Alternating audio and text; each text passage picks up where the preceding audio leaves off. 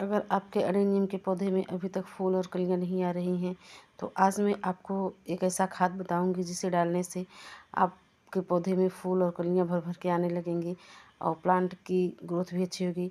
Hello दोस्तों, welcome है आप सभी का मेरे यूट्यूब चैनल में। तो आप सभी से आज मैं शेयर करने वाली हूँ अडेनियम के प्लांट के केयर टिप्स और फर्टिलाइज़र के बारे में कि इस समय अगर आपके पौधे में फ्लावर नहीं आ रहे हैं, जैसे मेरे भी अभी कुछ प्लांट में नहीं आ रहे हैं तो कुछ में आ रहे हैं, तो मैं आप सबसे शेयर करूंगी कि ऐसा इस समय मई के मंथ में कौन सा हम खाद डालें कि हमारे प्लांट में फूल और कलियां आने लगे। अडेनियम एक ऐसा पौधा होता है जिसे इस समय पानी की कम ज़रूरत होती है। कभी भी इसको ज़्यादा पानी की ज़रूरत नहीं होती, ज़्यादा पानी डालने की वजह से ये ख़राब हो जाते हैं दोस्तों। तो इस समय तपती गर्मी में, तपती धूप में ये आप पौधा ला सकते हैं और लगा सकते हैं, और इससे कम पानी की मात्रा होती है और फ्लावरिंग ज़बरदस्त होती है, फुल ब्लूमिंग होती है, तो बहुत अच्छा लगता है। इस समय नर्सरी में इसके ढेरों सारे वेराइटीज़ मिल रहे हैं और ऑनलाइन भी मिलते हैं और आप ख़रीद सकते हैं। ये कुछ सस्ते भी मिलते हैं, कुछ महंगे भी मिलते हैं। 250, 300, 500 तक रेंज में भी मिल जाते हैं। जैसा आप ये अडेनियम के प्लांट लाएं तो इसे आप ऑनलाइन भी खरीद सकते हैं दोस्तों। कहीं कहीं पर ऑनलाइन भी मिलते हैं तो कहीं पर सस्ते मिल जाते हैं। तो इस समय नर्सरी में इसके बहुत सारे वैरायटीज़ मिल रहे हैं, तो अगर नहीं है तो आप ला सकते हैं। और इसे दो तरह से प्रोपोगेट किया जा सकता है, एक कटिंग के द्वारा और एक सीड से ये भी ग्रो हो जाता है। इसमें ये फ्लावर जब खिल कर के सूख जाते हैं तो इसमें सीड पॉड भी बनते हैं, तो उसको मैच्योर होने पर उसके सीड को आप ग्रो कर सकते हैं, ढेरों सारे प्लांट तैयार कर सकते हैं। और ये कटिंग से मैंने लगाया है दोस्तों, तो ये मेरे 2 कटिंग्स अगले साल के हैं। ये छोटे छोटे जो प्लांटर्स में लगे हुए हैं, और ये तो मैंने ख़रीदा था 100 रुपये में, छोटा सा, बिल्कुल छोटा सा प्लांट में लाई थी। ये मेरा हो गया है 2.5 साल से ज़्यादा हो गया है मेरा। और ये वाला भी मैंने अगले साल ही ख़रीदा था जिसमें फ्लावर आ रहे हैं। तो वो वाला जो था बड़ा वाला दोस्तों, तो ये मेरा थोड़ा बारिश के समय ख़राब हो गए थे इसके कोडेक्स। फरवरी में बहुत ज़्यादा ओले पड़े थे तो इसको मैं निकाल करके रखी थी सूखने के लिए, ताकि मैं इसको फिर से दूसरी मिट्टी में रिपोर्ट कर सकूं। लेकिन इतने ज़्यादा ओले पड़े कि इसकी कोडेक्स बुरी तरह से ख़राब हो गए थे, तो मुझे इसको कट करके हटाना पड़ा सब। तो इस वजह से इसके कोडेक्स थोड़ा कम ठीक हैं और इसे ज़्यादा पानी की ज़रूरत नहीं होती है दोस्तों। पानी इसमें जब भी डालें चेक करके डालें।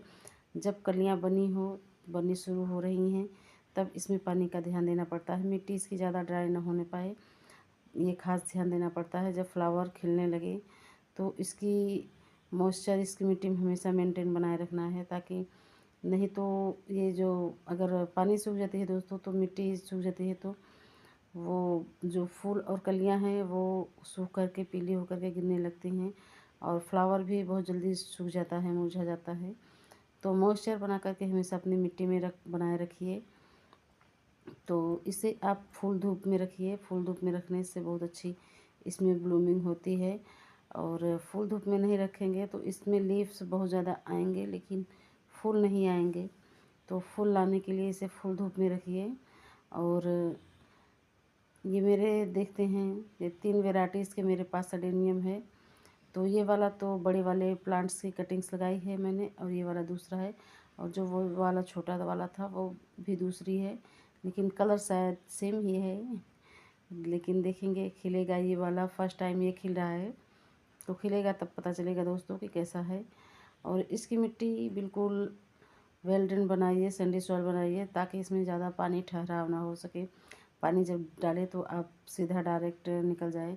तो इसकी मिट्टी मैंने कैसे बनाई दोस्तों, इसकी मिट्टी में मैंने जो राइस हस्क होता है उसको मैंने आधा जलाया था, आधा ऐसे ही था। और राइस हस्क है एक भाग कोकोपीट है और लीफ कंपोस्ट है। और फिर उसमें ये जो काले काले हैं कोयले लकड़ी के जले हुए होते हैं, इसको मैंने डाला है। इसमें बहुत अच्छी जो पोटेशियम होता है। और सैंड है, जो कंकड़ बड़े बड़े पार्ट होते हैं उसके है। ईंट के टुकड़े भी है कुछ। और इसमें लीफ कंपोस्ट मैंने डाला है, और ना ही गोबर की खाद मैंने डाला है, ना ही वर्मी कंपोस्ट। लीफ की कंपोस्ट बहुत अच्छी होती है, वो धीरे धीरे जो होती है डिकम्पोज होती है, हमारे प्लांट को मिलती रहती है। अच्छा ये होता है और इससे बहुत हल्की सॉयल बन करके देखिए मेरी तैयार हुई दोस्तों। और मैंने बिल्कुल थोड़ी सी मिट्टी, ज़रा सी मिट्टी मैंने डाली है, नहीं तो मिट्टी नहीं डाला है, सैंड डाला है, बड़े बड़े कंकड़ पार्ट जो हैं वो डाले हैं, ताकि इसमें जो पानी डालें हम तो वो ठहरे ना मिट्टी में। ऐसा पानी, सॉरी, ऐसा सॉइल बनाइए बिल्कुल हल्का सैंडी सॉइल हो।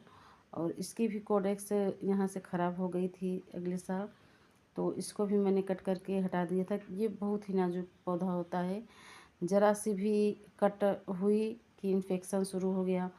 और विंटर में भी ज़्यादा केयर करनी पड़ती है इसकी, सर्दियों से बचाना पड़ता है। और गर्मी में भी इसकी ज़्यादा, जब गर्मी पड़ती है तब भी ये थोड़ा ख़राब होने लगता है, इसको शेड में रखना पड़ता है।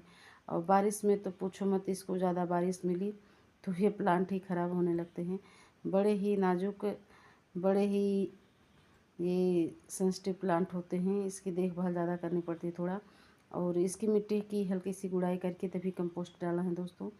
तो कौन सा कंपोस्ट, हम कौन सा खाद फर्टिलाइज़र डालेंगे वो मैं आज आप सबसे शेयर करूँगी। तो हल्के हल्के इसकी मिट्टी की गुड़ाई कर लेनी है दोस्तों।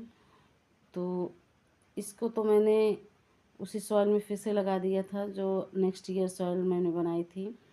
ये नवंबर दिसंबर में इसकी सॉइल बनाई थी, तो इसको मैंने फिर से इसी में से निकाल करके फंगिसाइड लगा करके फिर से डाल दिया था।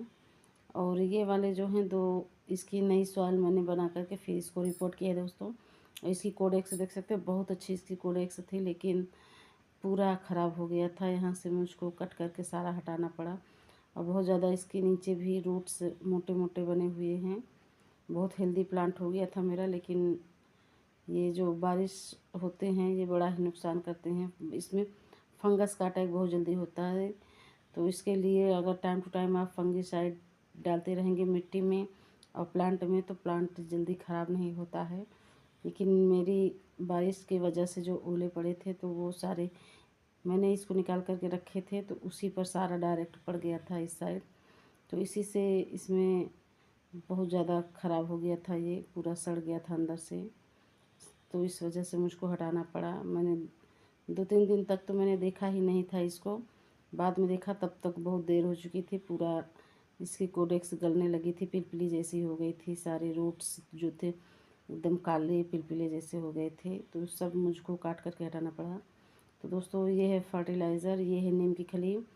इसमें जो होता है ये गर्मी के लिए बहुत ही अच्छा फर्टिलाइज़र है। ये ठंडक भी देता है प्लांट को, जो इसकी खाद है प्लांट को ठंडक देती है। और जो भी इसमें इन्फेक्शन होगा जो मिट्टी में, और जो फंगस होगा सारे इसको नष्ट करेगा। और बहुत ही अच्छा ये खाद होता है, हमारे प्लांट की ग्रोथ भी बढ़ाएगा और कीड़े को भी मारेगा। और दूसरा खाद है दोस्तों, ये केले के छिलकों को सुखा करके उसका पाउडर बना करके ये लिया है।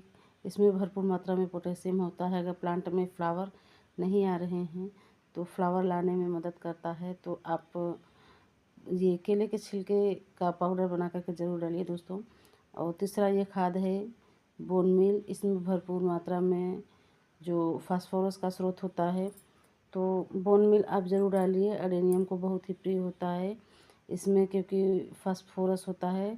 अडेनियम को फास्फोरस युक्त खादें बहुत ही पसंद होती हैं फूल लाने में, तो इसे ज़रूर डालिए। और थोड़ी सी इसमें फंगिसाइड ज़रूर डालिए ताकि हमारे पौधे में कोई फंगस ना लगे।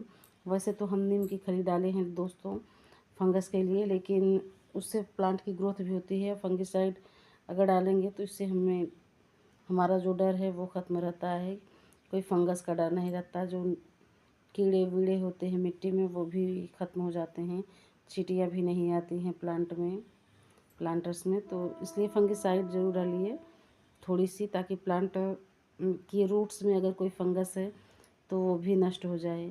तो इसको अच्छे से मिक्स कर लेना है, फिर उसके बाद अपने प्लांट में देना है। तो मुझे थोड़ा बोन मील बहुत कम पसंद है दोस्तों, इसलिए मैं जल्दी इसको छूती नहीं हूँ। और मुझे थोड़ा इससे घिन भी आती है तो इसलिए मैं इसको नहीं छूती हूँ। मैं इसी से चाकू के सहारे इसको डाल रही हूँ दोस्तों। और मुझे इसको छूना पसंद नहीं है, लेकिन क्या करें, प्लांट के खातिर तो छूना ही पड़ता है, डालना पड़ता है दोस्तों। और इसको ऐसे साइड में डाल करके इसको दबा दीजिए मिट्टी से ऐसे।